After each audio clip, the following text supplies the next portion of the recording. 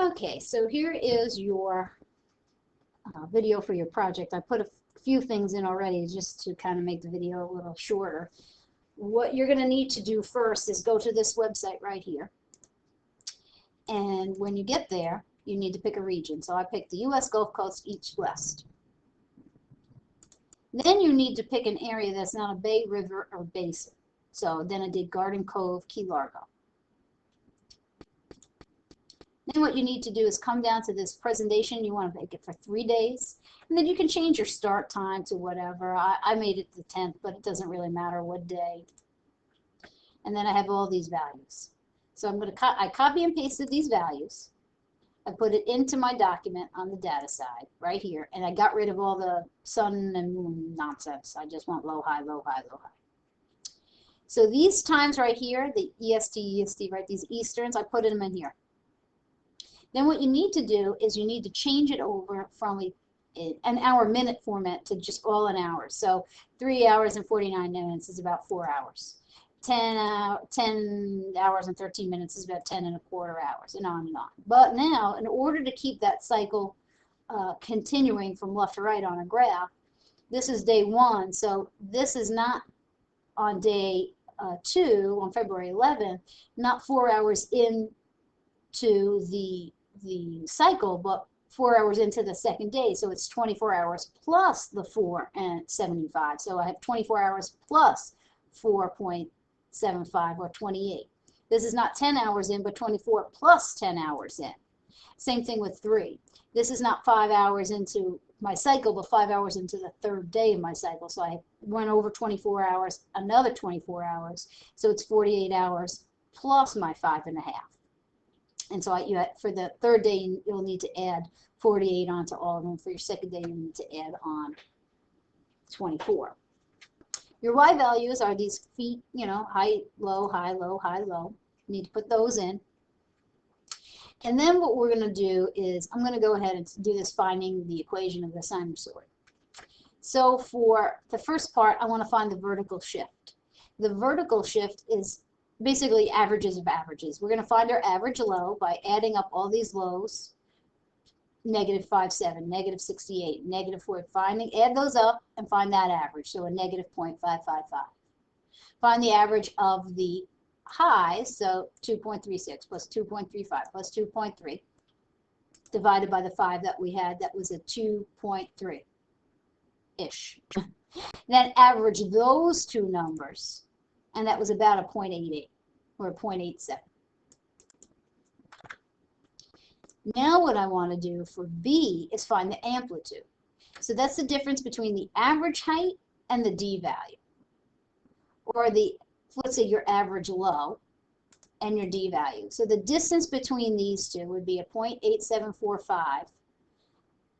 Take away that negative of the -33. Or, it wasn't the 0.33. The average low and the average for the D. You want to find the difference between those two. So if I'm starting from about a -0.5 and I want to work my way up to a 0.87, then I'm going to add those two absolute values together. I've shallow distance of a 1.43. Now sometimes this needs to be negative in order to get my flip-flop between low to high to work out, and my guess is that I'm going to need this to be a negative, just because pretty much all the ones I've done so far, I needed them to be negative.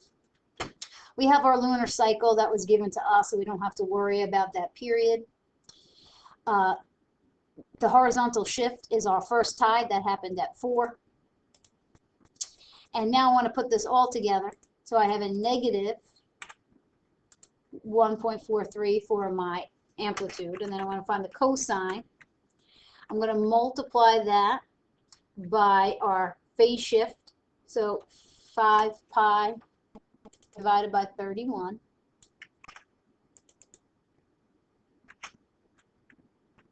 Ooh.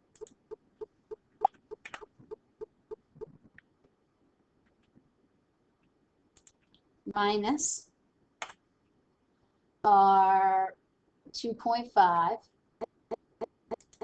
Actually, I'm going to put it in like this.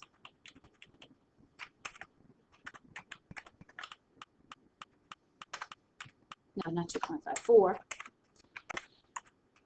And then I have the plus D, and D was a 0.8745.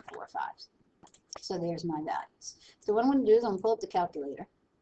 I'm going to come in here, and I'm going to type that disaster in.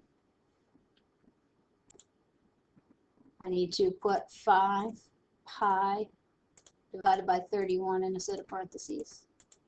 X minus 4 in a set of parentheses, and then close parentheses for the cos, plus a 0.8745.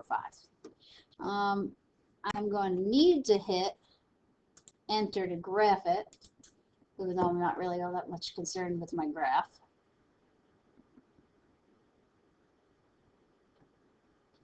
What I really want is the table, and I want to be able to put these x values in, so I'm going to go up to table set and put it onto ask. And now I can type these in and get out my values that I'll need to graph. So I'm going to pause it and put those in. Okay, so I went into the ask feature and I just, typed those values in and I got them all out. You should notice a pretty significant pattern between the numbers that you will get. And so now what we want to do is go ahead and make our chart.